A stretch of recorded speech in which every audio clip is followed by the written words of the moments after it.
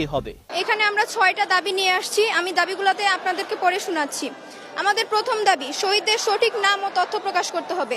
আমাদের দ্বিতীয় দাবি হচ্ছে আহতদের সম্পূর্ণ নির্ভুল তালিকা প্রকাশ করতে হবে। তৃতীয় দাবি হচ্ছে শিক্ষক ও ছাত্রদের, আমাদের ভাইদের উপরে যে সেনাবাহিনী যে হামলা করেছে সেই হামলার আমরা প্রতিবাদ জানাই এবং সেনাবাহিনীকে নিঃশর্তভাবে এটার ক্ষমা চাইতে হবে। তারপরে আমাদের 4 নম্বর দাবি হচ্ছে নিহত প্রতিটি পরিবারকে বিমান বাহিনীর পক্ষ থেকে অবশ্যই সহযোগিতা করতে হবে।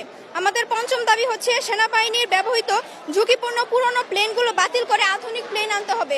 যেহেতু আমরা জানতে পেরেছি যে তারা যে বিমানটি ব্যবহার করেছে সেটি অনেক পুরনো ছিল, সোভিয়েত ইউনিয়নের আমলের ছিল, সেটা আমরা জানতে পেরেছি। তো এগুলাকে বাদ দিয়ে নতুন প্লেন নিতে হবে। তারপর আমাদের 6 নম্বর দাবি হচ্ছে বিমান বাহিনীর প্রশিক্ষণ পদ্ধতি ও প্রশিক্ষণ কেন্দ্র পরিবর্তন করে মানবিক ও নিরাপদ ব্যবস্থা এটাকে প্রশিক্ষণ করতে হবে। আমাদের এই 6টি দাবি পূর্ণ না হওয়া পর্যন্ত আমরা রাজপথ ছাড়বো না।